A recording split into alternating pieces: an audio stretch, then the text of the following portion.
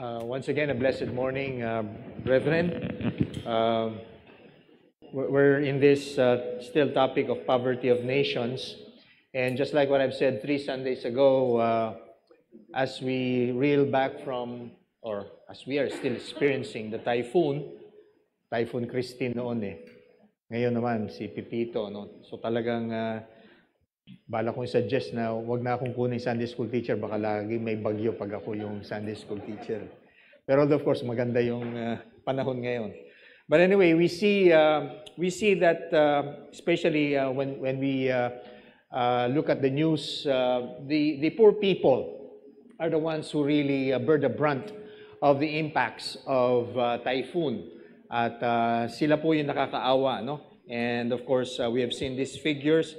And as we are trying to look at this particular topic, we have looked at the moral virtues of the free market system. We have also looked at the government of the free market system. Although, of course, I said last time we skipped about 20 items of this freedom aspect, although they are in a way covered by the other aspects of the free market systems. We have studied last time the values of the free market system, although there were still questions about the other aspects of the free market system. But tinignan po natin yung cultural values. And just emphasizing again, there are 78 recommendations. So hindi po nag-iisa yung recommendation or 5 or 10, but 78 given by the authors. And just a real quick review again of the importance of cultural values. Alam naman natin that our culture are the ones that really drive the way we do things in our nation. So it determines what kind of economic system we would adopt, the kinds of laws and policies that the government would implement, and whether we allow or tolerate corruption. It's still part of the culture. At yun nga nakakatakot sa ating kultura, no? Parang hinahayaan na lamang ang graft and corruption. And whether freedoms are protected, parang minemenos natin yung freedom, but freedom is very important as far as even economic prosperity is concerned. And then what kind of goals individuals set for their personal lives. Nasa kultura po natin yon. And of course, we have our resident anthropologist na pag may tatanong kayo sa ating culture, nandito po si Ma'am Vic, no?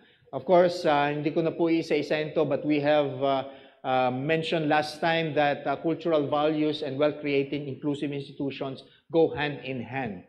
Mahalaga po yun. And of course, katulad po na nakita na natin, just quickly reviewing it, nandyan po yung characteristics ng government that supports wealth creation. But of course, this government, of course, is also dependent upon the culture that the nation is promoting.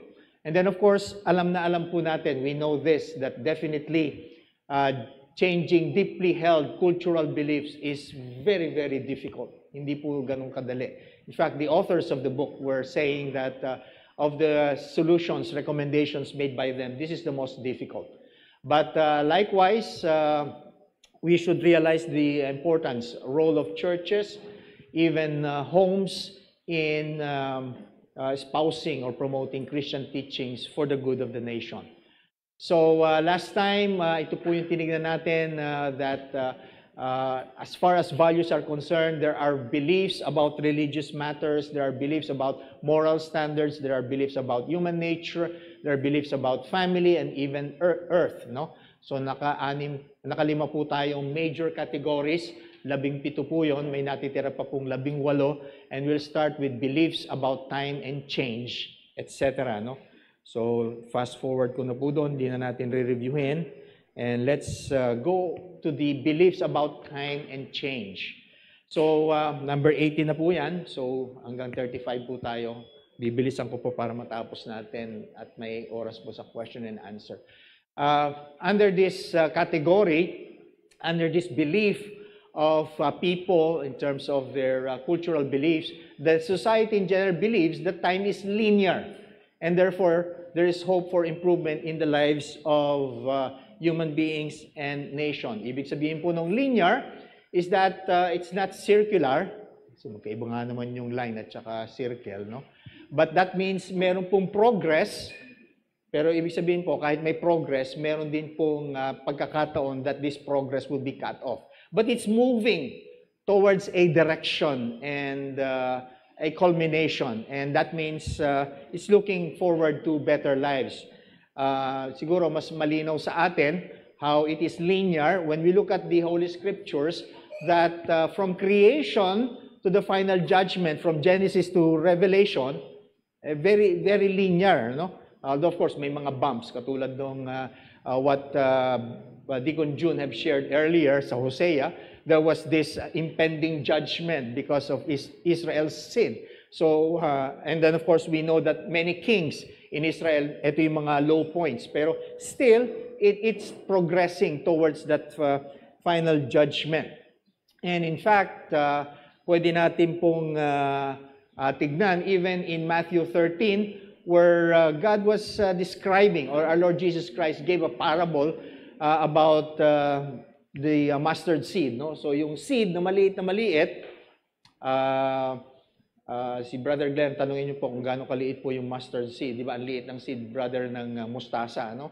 But this is a different tree, a plant. Pero although sinabi dyan, smallest of the seed, but as a seed technologist myself, hindi po siyang smallest. Pero wag na po natin muna pagtalunan na erroneous ba ang Holy Scripture about this. But that's there is an explanation for that. Pero hindi muna natin masyadong titingnan. Pero we know that from the seed, it progresses. So linear, nandun po yun.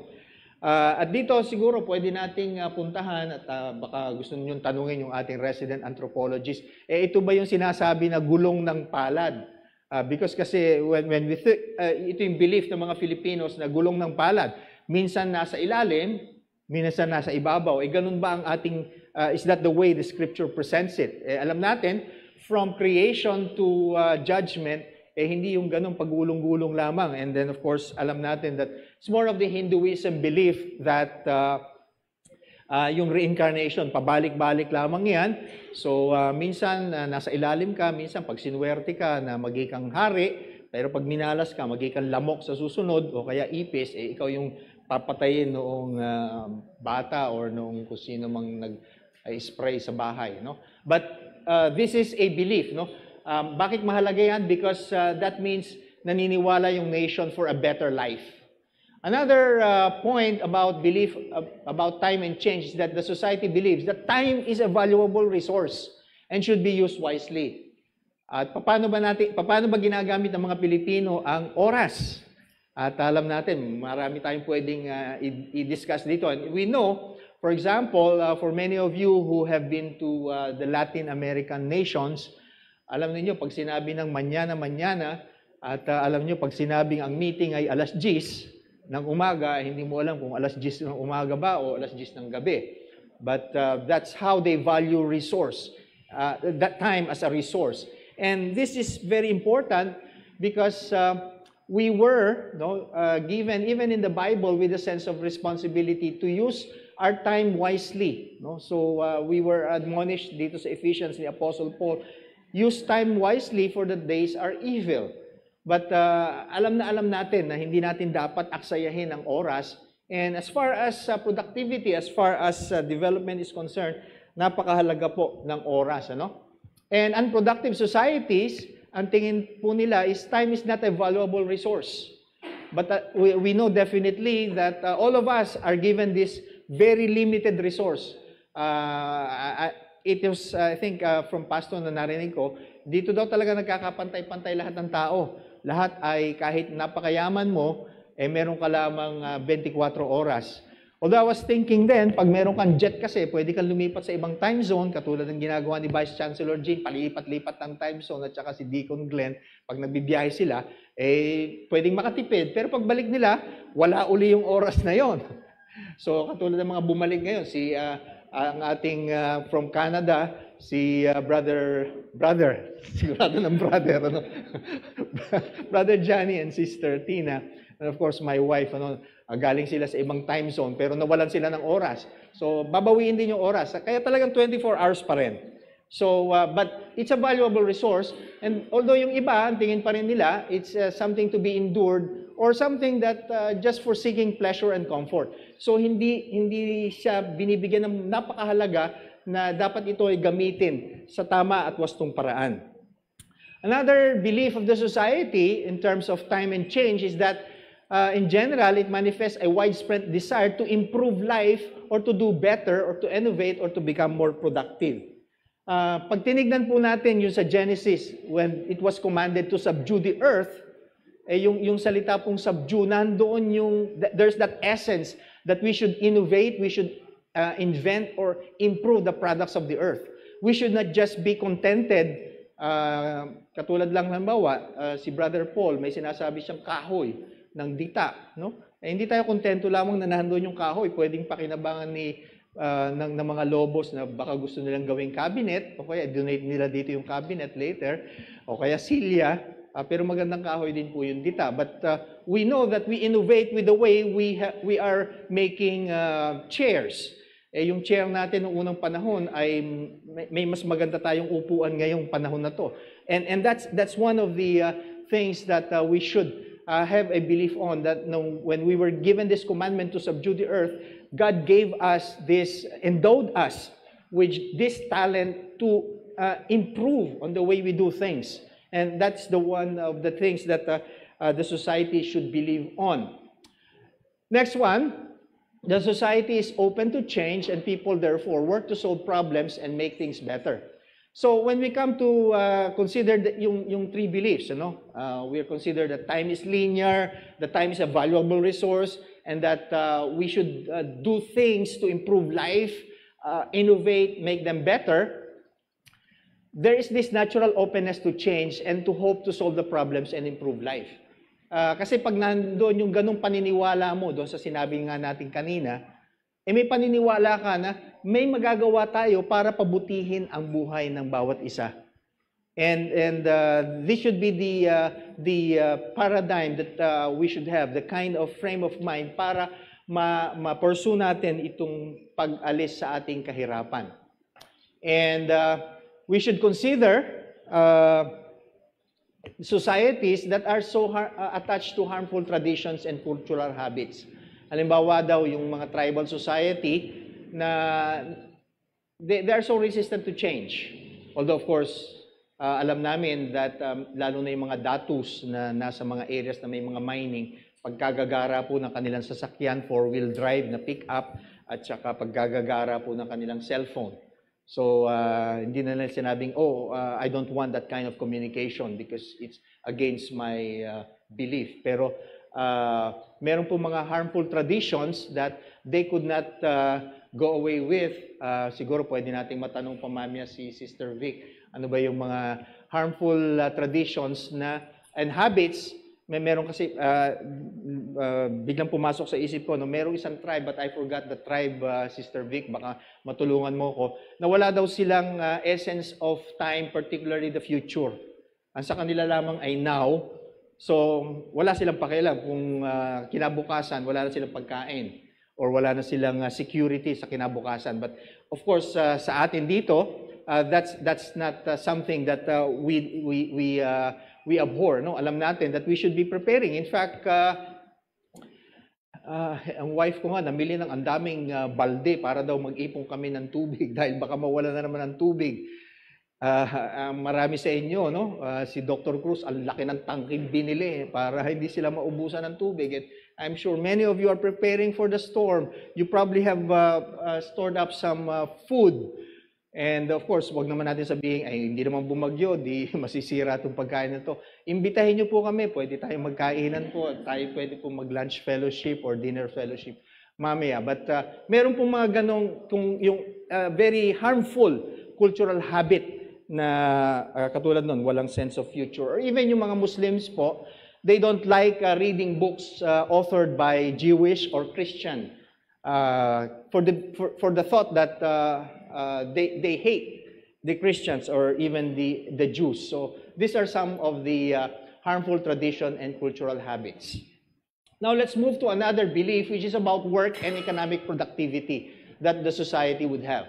The society honors productive work. Yung productive work, ano? Dito maalala sana natin yung lecture sa atin ni Deacon Rex about innovation. Because this is where we would see that we have to be really very productive. And we see in the midst of us, people who are really producing. You're producing goods and services. Kahit po tayo, lalo na yung mga teacher, no? Baka sabihin ng mga teacher, anong nagagawa ko? We're producing a service of really molding minds, young minds in particular, to be of service and even to be producers in the future. What is a productive culture? No? Yung sa productive culture, they honor people as long as they are willing and able to work. I've heard Deacon Rex saying that when he retired, he was forced to retire, ganun po sa gobyerno, 65. Ako po ay ilang buwan na rin, ay forced na rin po ako sa retirement. Wala pa yata yung iba ditong gusto ma-forced retirement. Si Sister Jean, baka may iba pang position na gusto sa UP. Ano. But anyway, pero sa ibang countries, yung productive culture is one that as long as the person is willing and able to work, magtatrabaho po sila.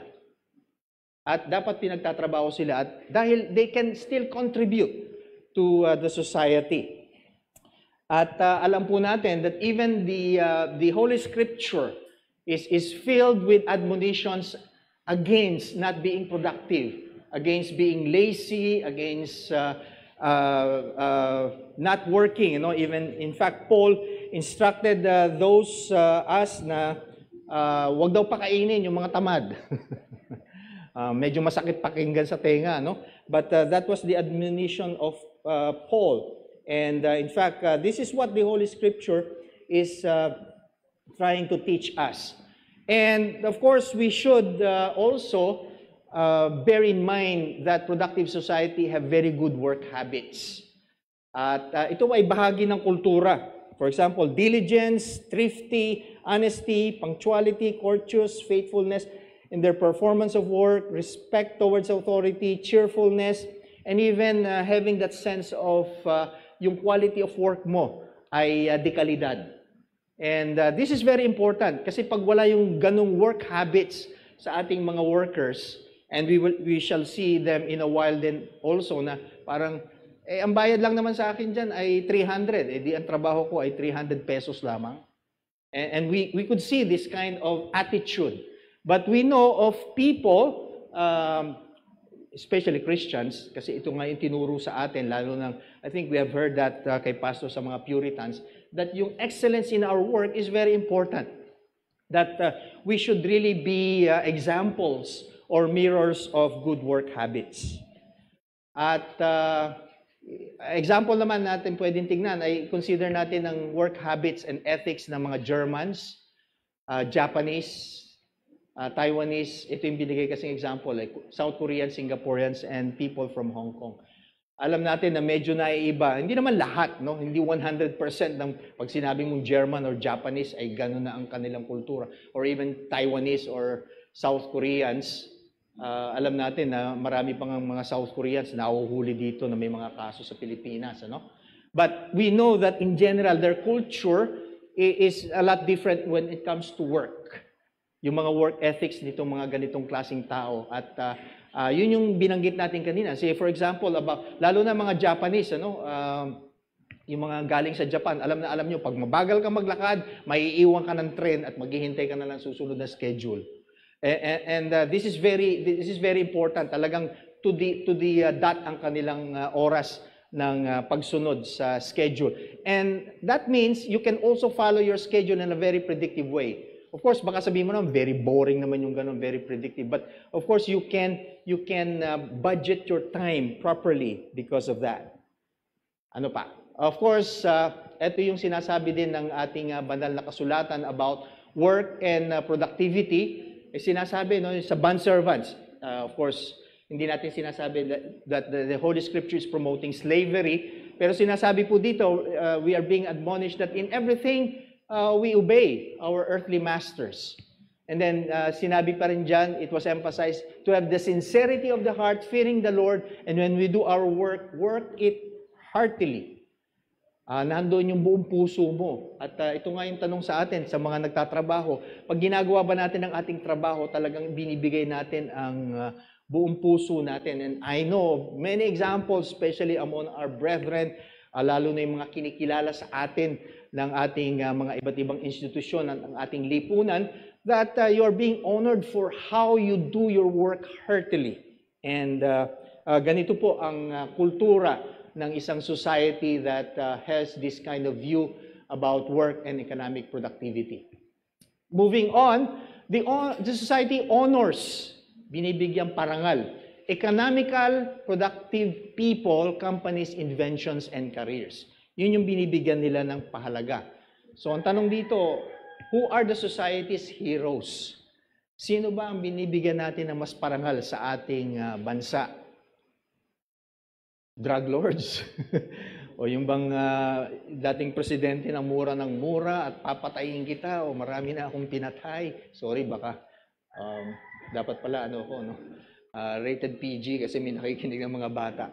But kasi ang susunod nga dito, very important ang moral instruction to our children and the people about people and careers.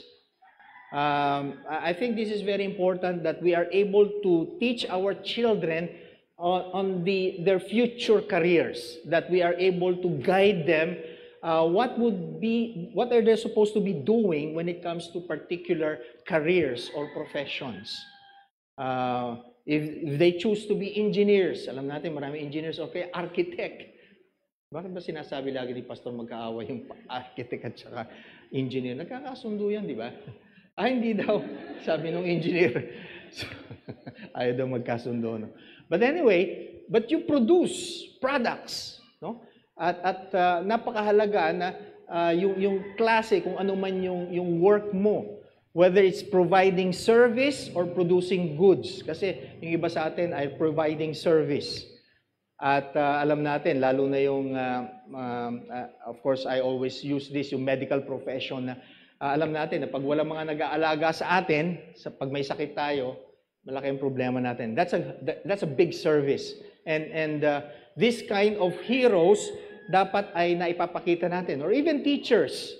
Kasi nga, dati, we know that, I still remember my grade school teachers really telling us a lot of stories about how they were able to develop great leaders from the schools. At ewan ko kung nag-erode na ngayon ang tingin sa mga teachers, RJ? Pag sinabing, teacher ka lang? Tapos lalo na pag elementary, Ma'am Vic, na parang tinitingnan sila na mababa na ngayon kasi hindi na sila katulad ng dati na tinitingala. But we should be really considering these people who contribute much to our society with paggalang or respect. So are entrepreneurs, inventors, innovators honored? Ito ba ang isa sa mga tinitingnan dito sa ating bayan or wala, hindi mahalaga yung mga entrepreneurs na yan, yung mga negosyante na yan or mga inventors na yan. Mga baliw yan kung ano mga iniisip ng mga yan na gusto nilang inventuhin. But we know that these people, the inventors, the innovators are the one that has been providing us with so much goods. Bakit ba tayo meron tayong smartphones? Samantalang dati ang telepono natin, meron ka pang party line.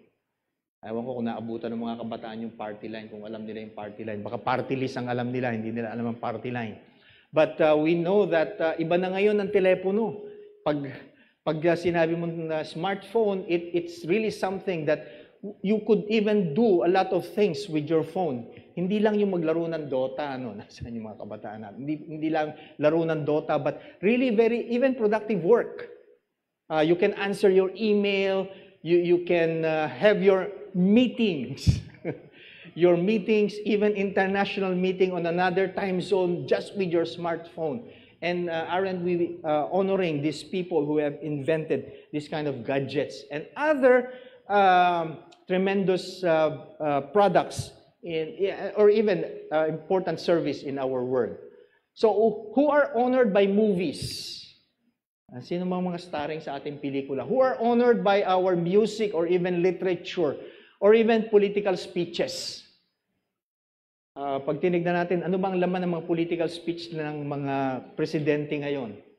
Dahil EKJ, investigasyon sa confidential funds, may pupugutan ng ulo yung Vice President, or ito ba yung mga ino-honor natin ng mga tao in terms of work and productivity? So ano yung narinig natin? Or even sa movies nga or sa television. Of course, hindi naman masama na manood ng mga teleserye, nobela. Hindi ko alam kung sino mga mahilig sa series dito. But if we are swamped by garbage of personalities, we won't be able to increase our productivity. And we see our Lord Jesus Christ commending the fruitful labor of the two servants, yung dalawa lamang, ano? Yung nagbalik uli ng maraming talents, no? Yung 5 at saka yung 2, no? Or even the ideal wife in Proverbs 31, but of course there was this warning against the sluggard and the lazy in Proverbs. So still moving on about work and productivity, the society, business owners, and workers view their companies primarily as a means of providing customers, ano binibigay sa customers, things of value for which they will be then paid according to that value. So there's this exchange between the buyer and the seller.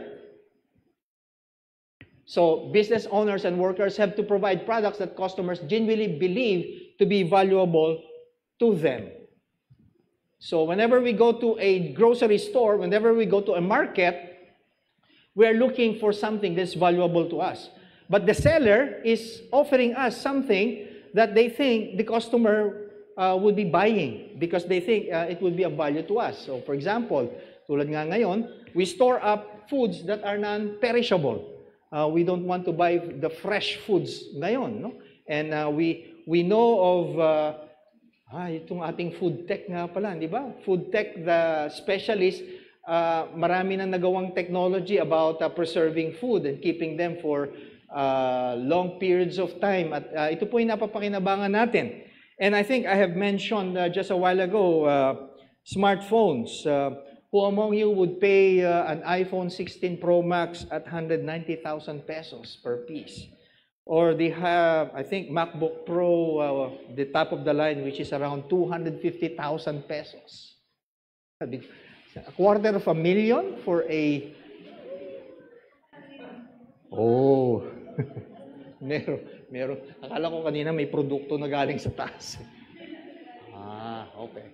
Okay. Tsaka na lang po natin tignan po yun, ano. Okay, so these are valuable products, but we know that there would be people who are willing to pay such kinds of products. At alam natin, whenever we go to even a restaurant, if you know that the food there is good, then you're willing even to pay 500 or even 1,000 or even 2,000 for a very good meal.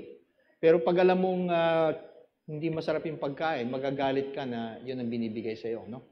So let's compare this with business people whose sole concern is only getting money from people.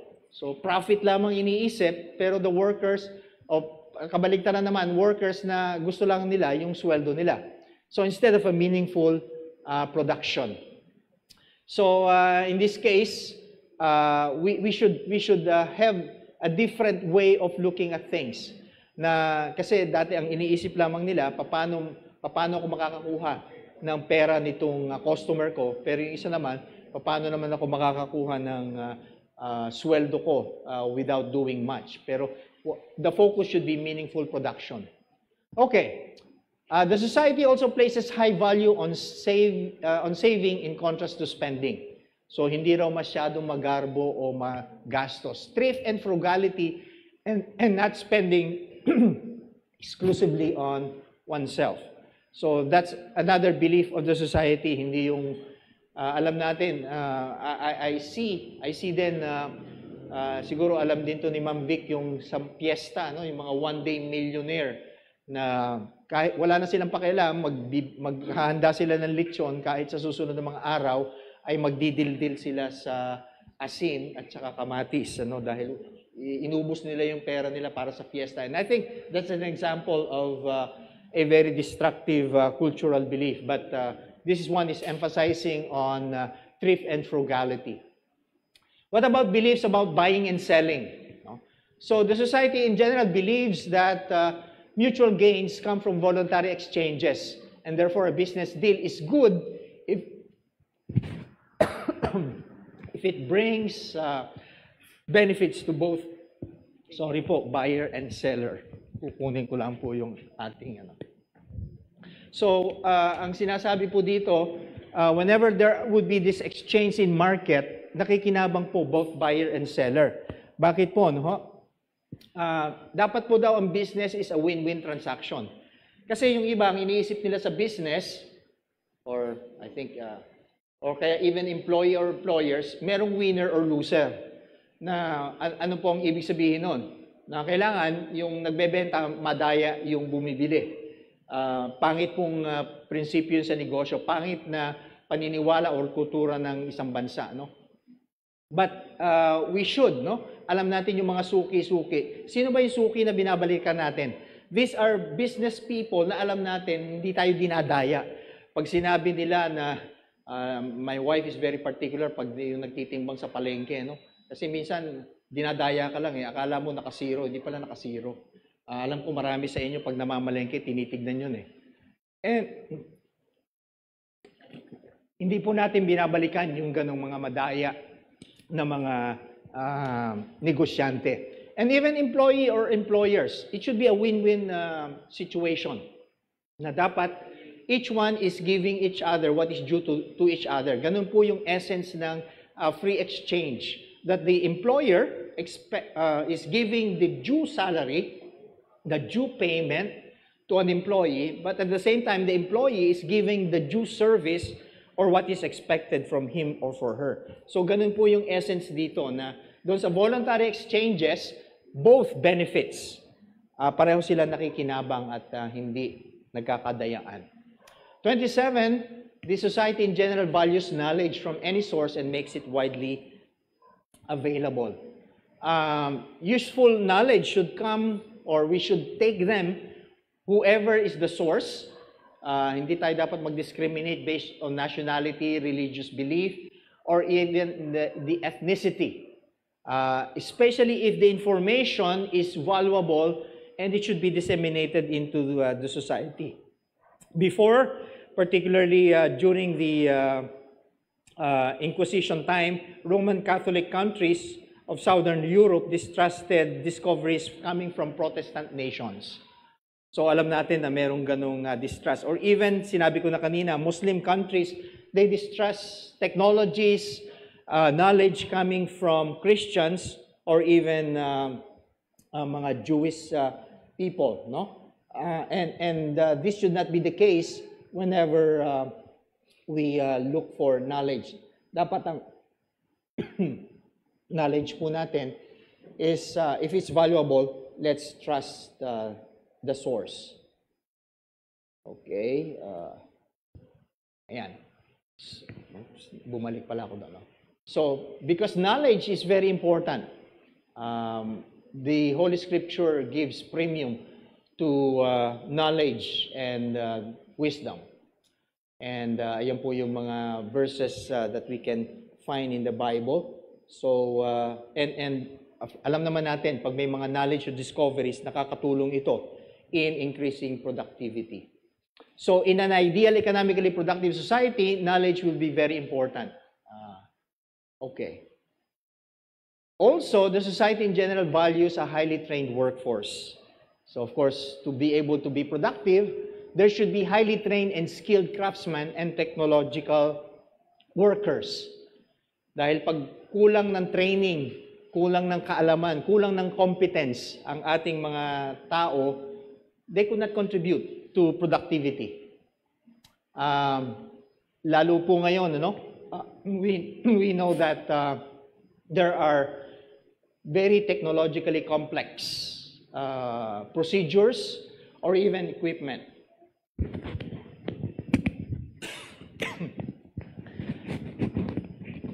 I don't know if yung ating e-jeepneys ay kaya ayaw nila, mahirap daw, hindi na nila may mekaniko, ng mga mekaniko natin.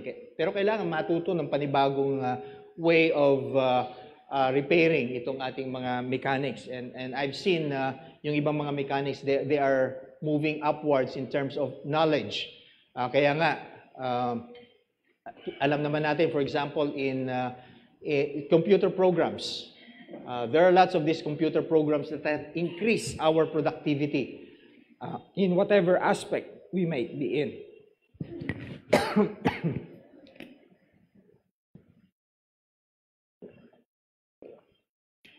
When it comes to knowledge, also the society should have, assumes that there is a rational basis for knowledge and recognized channels for spreading and testing knowledge.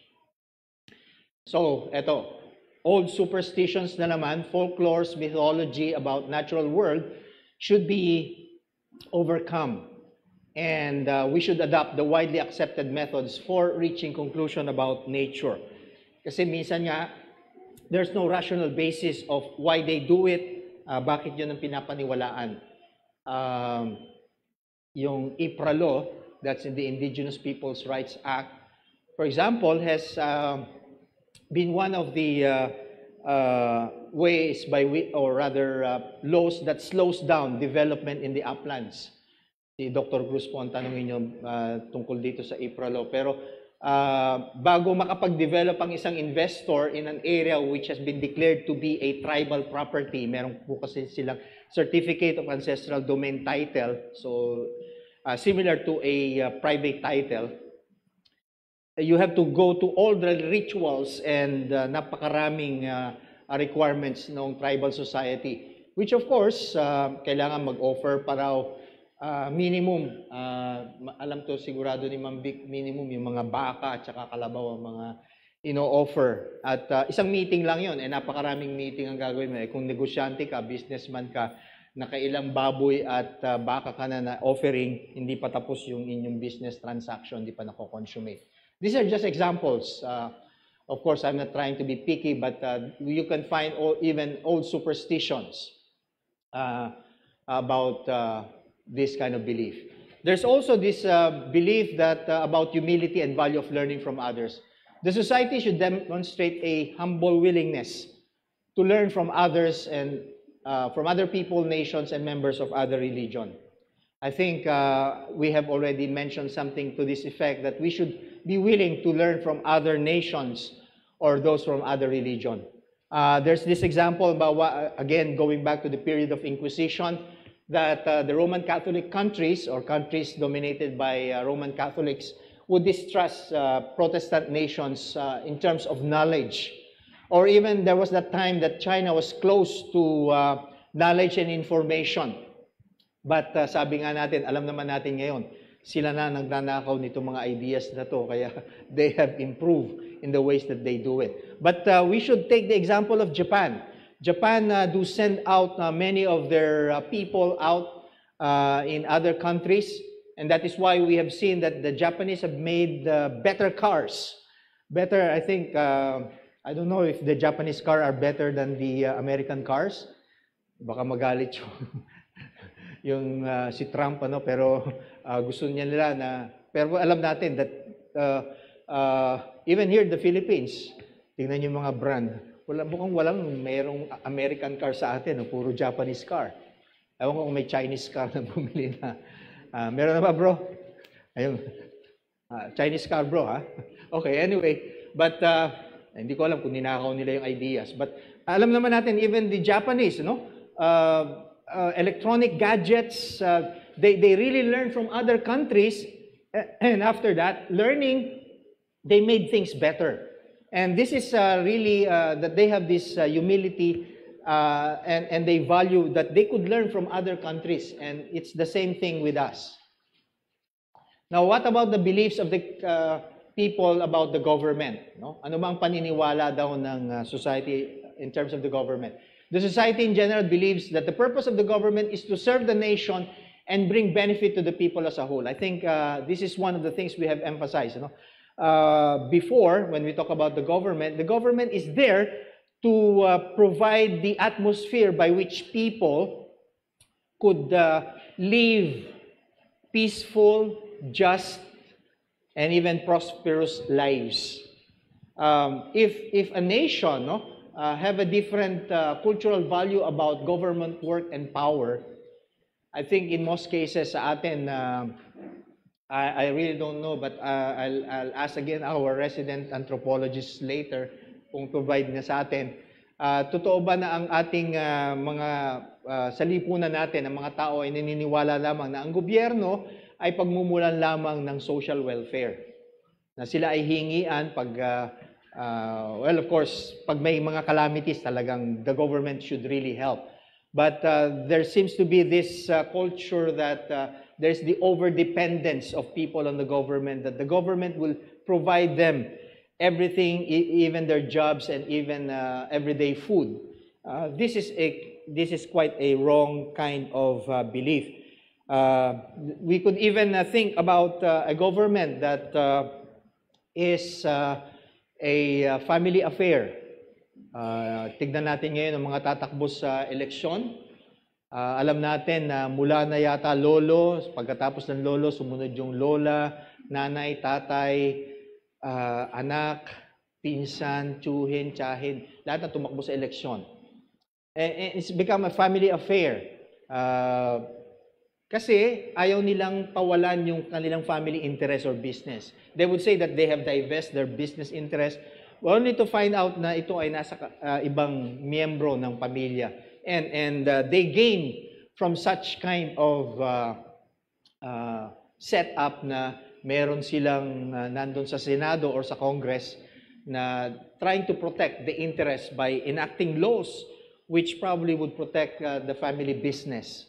I don't want, of course, to be pointing names, but you can, of course, identify that. So ano ba talaga ang purpose ng government and government jobs? Of course, alam natin, government should be providing freedom, should be providing justice. Malinaw din po yan sa ating Holy Scriptures. And even the government job, yung mga nagtatrabaho sa gobyerno, katulad po namin, alam namin that it's a government service. It's a service to the public. Kaya nga nakikita natin yung iba, nakalagay public servant. And of course, there are really people who really are public servants when it comes to providing service to people.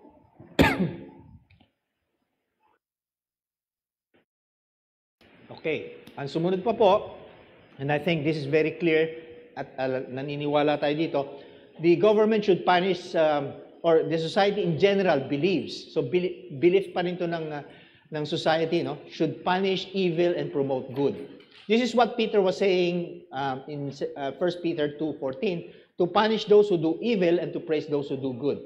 We need protection against crimes. We need protection against people who might rob us of our properties. So kasama po yan sa paniniwala ng society na yun. And the society should support that kind of government.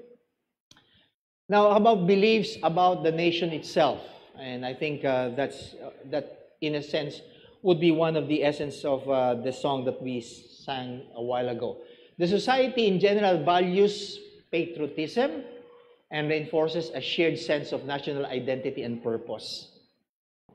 How's the Philippines patriotism barometer? Pag tinanong po natin, gaano po ba kapatriotic o makabayan ang mga Pilipino? I heard, and this is the example that I heard always from pastor, no, about the Israelis, no. Now, when they have this 6-day war, yung mga Jewish daw in other countries na nasa ibang bansa na, bumalik sa Israel. Parang gino-joke ni pastor lagi, pag daw sa Pilipinas nangyari yon, lahat ay magtatakbuhan na sa airport at lalabas na sa Pilipinas. Is that our sense of patriotism? Of course, wag naman sana po ganun, ano? And I know of people who really love the country and who really are really serving the country. At napakahalaga po nito in terms of productivity. Dahil with this, we could, if we have a sense of identity, a shared sense of being one and purpose, we would be pushing for our country. Kaya nga, di ba, pag at least sa athletics, alam natin, no? Pag lumaban si Manny Pacquiao, tumitigil daw lahat, pati yung mga kriminal, ay hindi sila nagnanakaw, hindi sila nang-hold up dahil they have a sense of identity or they identify with Manny Pacquiao. Of course, hindi naman natin sinasabi na puro sa boxing na lamang. We or even athletics, we also cherish people who have accomplished or who have done much, no?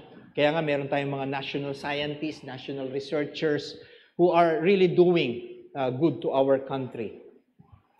But this is not blind patriotism, but we should still honestly criticize the government if they have some wrongdoings. Kaya lang ngayon, tulad ngayon, pag nag-iba ng administrasyon, i-criticize yung nakalipas, ganun ba ang ibig sabihin natin? We should criticize them if they are doing wrong at the time that they are doing it. And by the way, the Bible supports yung nations. Baka isipin natin ang iniisip lamang sa Bible ay parang iisa, no?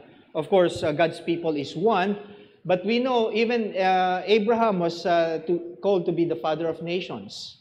And we know that there were nations identified in the Holy Scriptures. Kaya malinaw po yun na the Bible really identifies, talaga may identity ang bawat bansa. At dapat tayo ay sumusuporta sa ating pong bansa at minamahal natin siya. And if there's even the biblical command to obey authorities.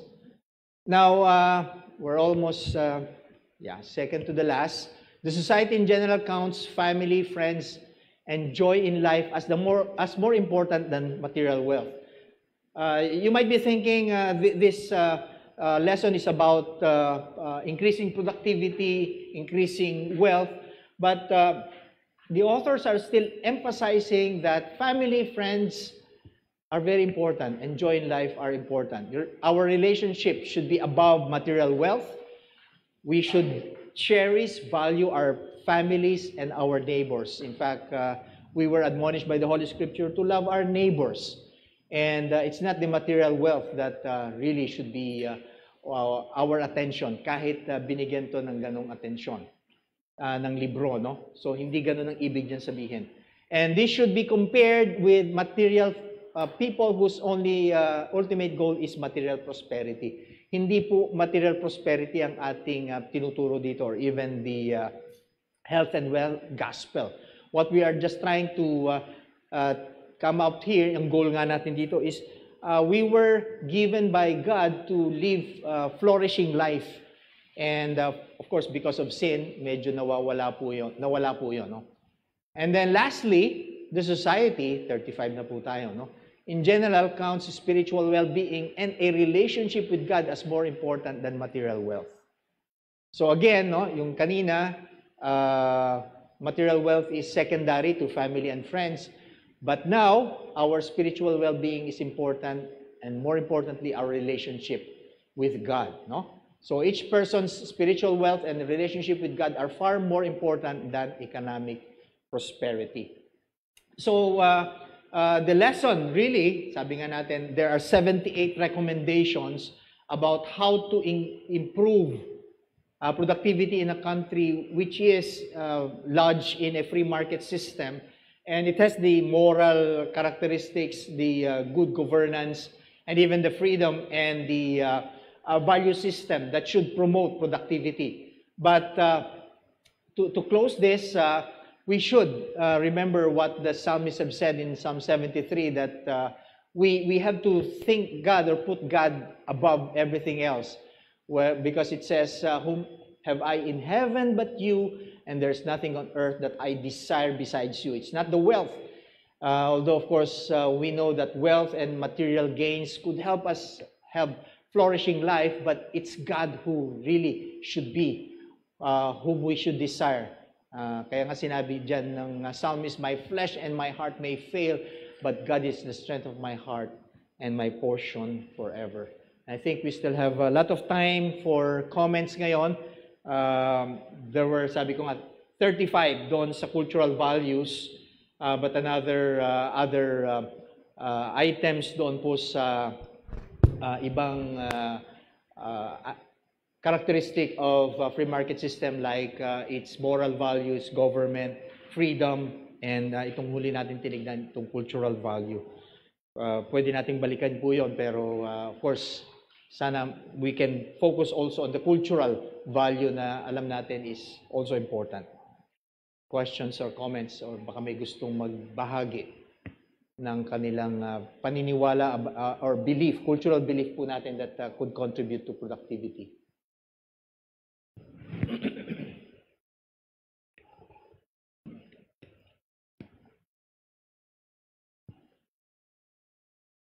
Yes, Sister Jean.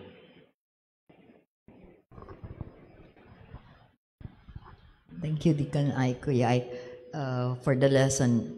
Ang comment ko lang yung all of this actually, from my point of view, malaki yung role ng parenting. Kasi like ngayon, issues of sustainability and everything, time discipline. Iniisip ko, nung bata pa kasi kami, talagang discipline, discipline is instilled by my parents. For instance, we have to wake up very early in the morning. If you're not able to do your assignment at night, dapat maagang-maaga gumising ka at may tutorial ang parents ko. Pero yung po, Kuya, tingin ko, isisi lang tayo ng sisi sa gobyerno, sisi tayo ng sisi sa authority. But actually, values, discipline, yung corruption even, begin at home eh. Parang, hindi ko talaga makita from being in a position of authority na yung authority yung may problem. It's actually from how you were trained while you were young. Is ko yung halimbawa sa university yung laging late. When is yung ba't ka laging late? Ay dapat ang trabaho mo dito ay you begin on time. So para iniisip ko paano kaya siya pinalaki ng magulang niya. So without judging parents, pero I believe that everything begins at home. Correct. Sobra lang yung focus natin sa government or sa people in authority, but actually everything should be checked in terms of how they were, the parenting and how they were taught, values, this use of time. Yun po yung first. Yung second is about, time is more than a resource. Time is actually God's gift that you have to, in the stewardship principle, hindi mo siya minamanage. It's something that you have to give account to God as a steward. So baka yung ang dami namang time management principles, and they're useful, I suppose, but they are not always successful if you follow them, unless na you look at time as something that you will have to give account to God on how you live your lives within the time God has given us. Thank you, Papa. Thank you, Sister Jean. Yeah, of course, the government has role. Katulad nga nung, in fact, I think ito yung dinidiscuss din natin previously.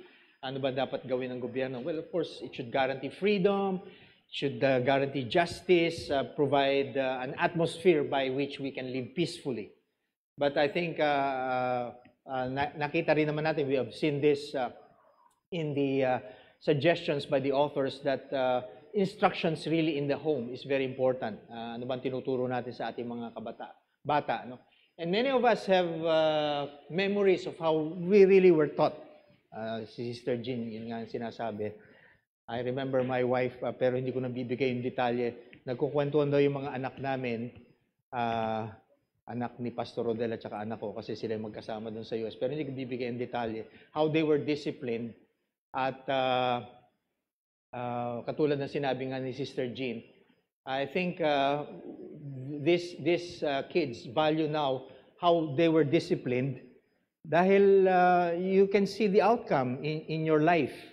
The way that you devote yourself to work was definitely molded while you were young. Yung values mo about time, yun nga, of course, Jean was also telling us about giving an account of time to God eventually. let us live our life, let us live lives wisely or use our time wisely. But the point here is really indeed, napakalaki ng role ng parents, home, and even sa church nga, no? Kaya nga I value the Sunday school teachers. Meron tayong mga Sunday school teachers na nagtuturo ng mga bata. Wala yatang Sunday school teacher ngayon ng mga bata, no? But we know that they do remember their lessons in Sunday school. I've heard yung mga young people natin na mga nag-profess, ano? One of the things that they are mentioning is that their Sunday school teacher taught them like this. Their parents taught them in their family devotions like this. And definitely, blessed are the children who are raised in Christian families. My wife and I were not raised really in very Christian families. Pero we tried our best, and of course, katulad nga, I think si Deacon Jun yata din nagsabi na kahit nga tayo nagdidisiplina sa father, hindi natin nagdidisiplina ng tama yung ating mga anak, no? But we tried to, no? At alam natin that the house molds them. Yung mga fathers dito na mga disciplinarian, ang tawag sa akin ay Hitler eh. Ewan ko kung anong tawag kay Daddy Rex ng kanyang mga anak, ano? Kasi disciplinarian din yan, no? Lalo si Daddy Ike, ano? Disciplinarian din, no? Yung mga disciplinarian dito. Alam ko mabait yata si Papa Glenn eh, no? Di yata nagdidisiplina. Well, alam ko nagdidisiplina naman si Glenn, definitely, because we see the outcome. So then time as something we have to give account to God. Tama po yun na we are really stewards of this time. And kaya nga, no, we have 24 hours. How do we use that? 24 hours. No, it's really it's still a resource, a valuable resource that we have to give account to God. And of course, is it productively used? Ganun po ang pwede natin tanong.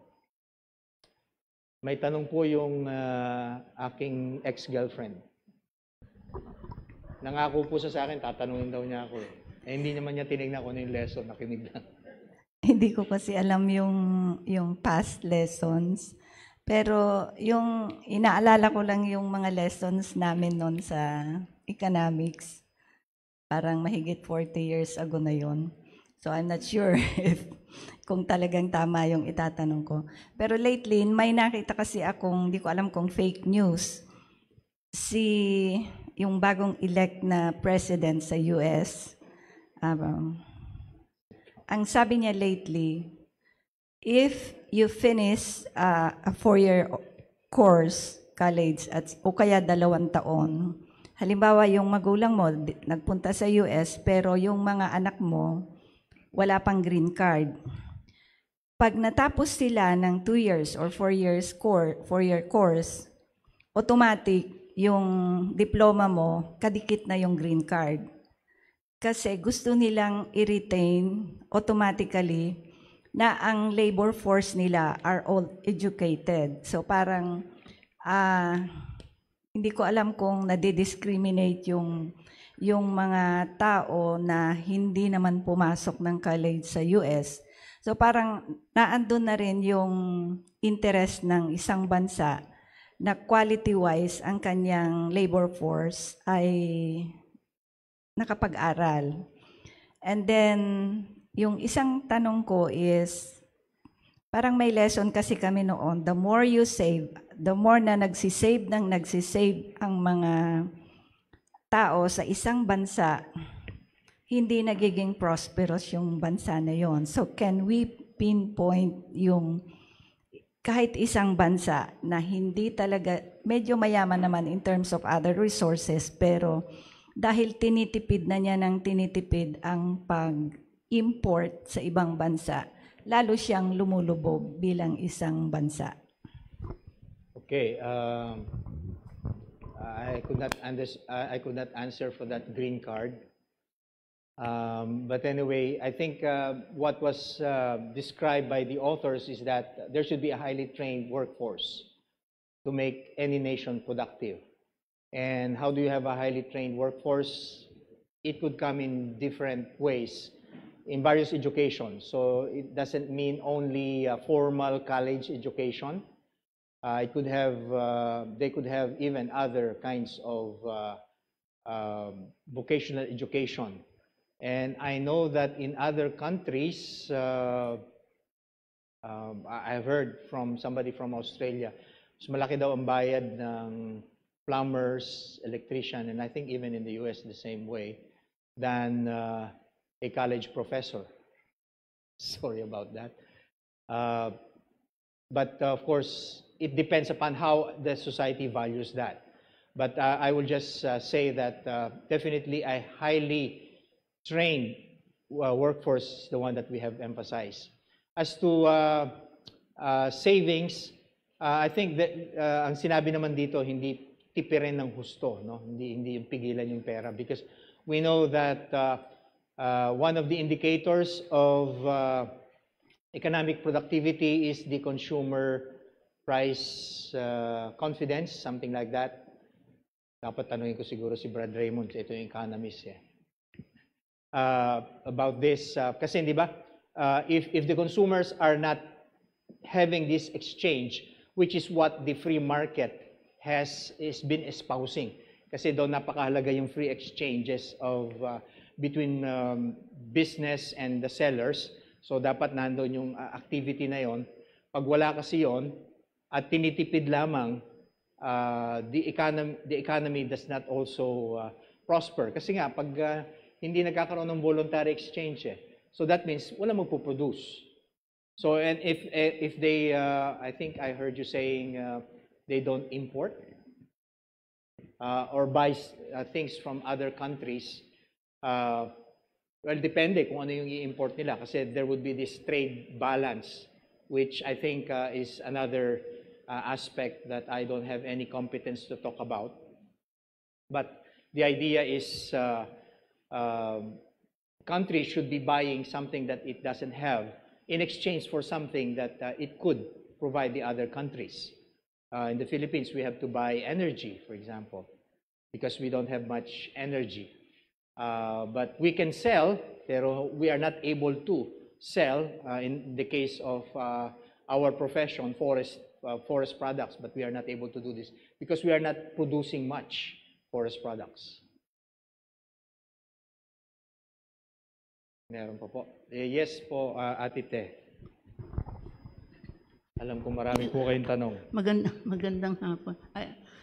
I totally agree with yung kay Jean na parents, ang family kasi is the smallest unit to which we should initiate or start a good government sa mga bata at saka sa I totally agree. Kasi may rippling effect sa mga bata pag lumaki na sila dito sa economy, dito sa mga kung ano-ano pang branches of society. Kasi kung hindi sila well-grounded sa Word of God na nagsisimula sa tahanan, maaaring magkaroon tayo ng problema. Kaya mahirap naman sabihin siguro na magsisisi tayo ng iba, samantalang ang pinagmulan ay yung bahay, kung papaano sila ay na-rear at ng mga magulang sa takot sa Diyos. Ang alam natin lang ay merong tayong tatlong kaaway. Ang enemy, ang mundo, at minsan yung sarili natin. So, in the heart of children, sometimes we create something, parents create something na magre-rebelde siya sa sarili niyan dahil sa hindi niya na-meet o hindi niya natutunan yung mga bagay na dapat niyang matutunan. Ito lamang po. I agree with you, Jean. Okay, thank you po, Ate Te. I also remember, before pakinggan po natin ang ating resident anthropologist, yung pong sa family, and Sister Vic, sabihin mo rin to kung tama nga, many of the Filipinos would tell their children, anak, mag-aral ka para may trabaho ka sa hinaharap. But other societies, accordingly, they train their children to be entrepreneurs or business minded people. Na ang kanila ay yung developing business.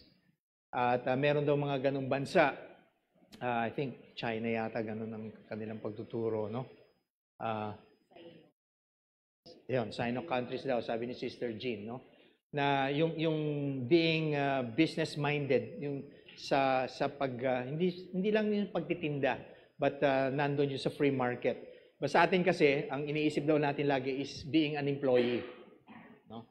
Ganun daw yung iniisip ng marami. I don't know kung nandoon din yung ating how we are trained in our homes about future careers. Kasi tama yung po yung ina-emphasize natin about discipline in the homes. But even yung careers po natin ay dyan nadidevelop po saan pupunta po yung ating mga anak. Hindi ko po alam. Walang sumunod sa aming mag-asawa maging forester eh. Ganon din kay Dr. Cruz, wala naging forester na anak, ano? But of course, hindi naman ibig sabihin na we are a failure in our profession, pero siguro ayaw lang talaga nilang profession na yon. But ganun po, no? And then, sige, Sister Vic, baka may sasabihin na siya sa ating culture. Alam ko marami siyang alam sa ating kultura. Hindi naman po. Gusto ko lang pong mag-comment siguro una dun kay Ate G. Naalala ko, teacher, nung sa undergrad, tanda ko sabi ng teacher ko, ang Pilipino daw, hindi masyadong nagsisave. Pero ngayon, nagsisave naman, pero basta ang sabi ng teacher ko, tanda ko, wag sa alkansya ka magsisave. Dapat ilagay mo yan sa bangko kasi kailangang umikot ang pera sa ekonomiya. So, yun, ang savings dapat mai-invest. Yun yung ano doon.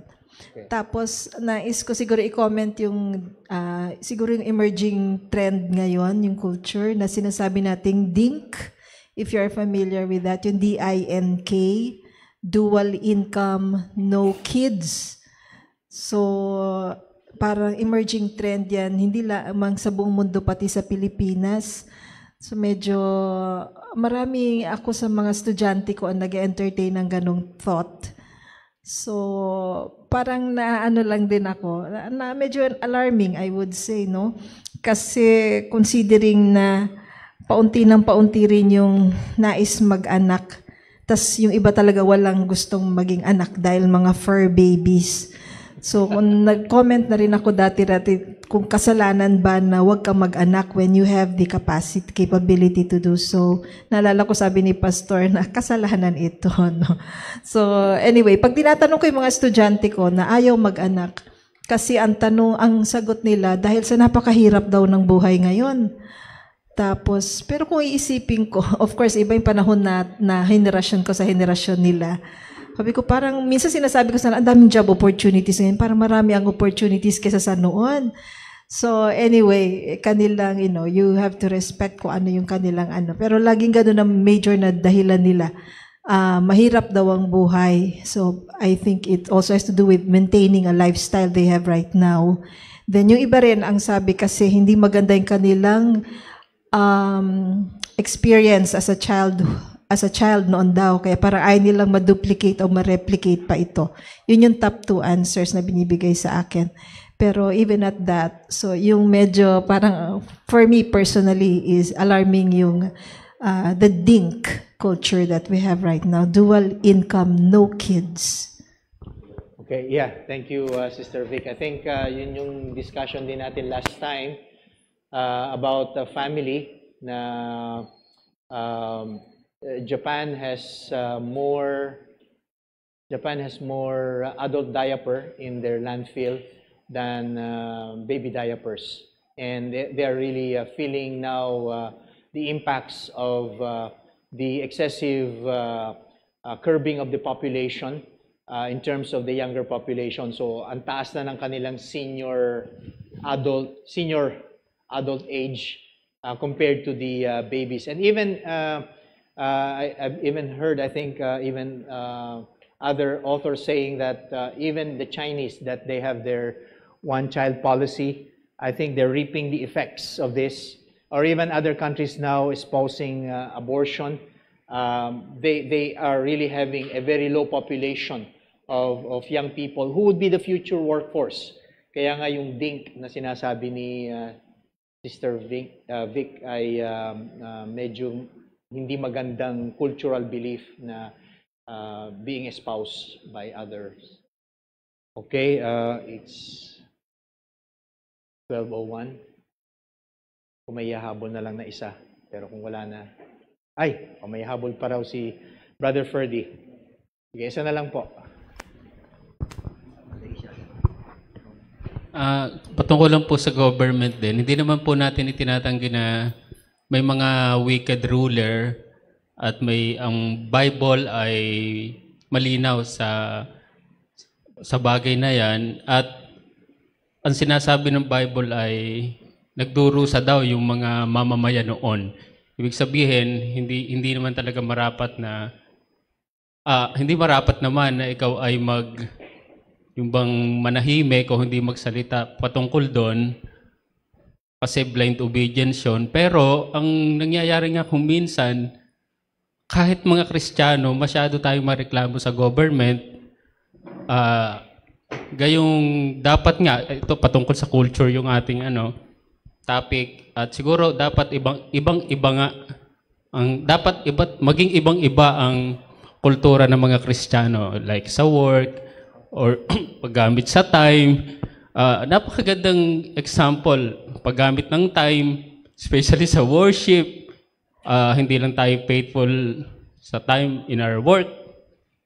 Siguro, very practical application using our time is yung paggamit natin sa Lord, sa worship. So I think it's a very practical, lesson or reminder sa atin. Thank you, Deacon Mike. Okay, so definitely, cultural belief about the government is important. So nakikita natin yan sa election. And of course, we can talk about that more later. Okay, with that, let's come to God in a word of prayer. Our great God and Father, we thank you for allowing us to discuss this topic about poverty of nations, and even making us realize that it's not really the material wealth that we are after, but our relationship with family and even with you.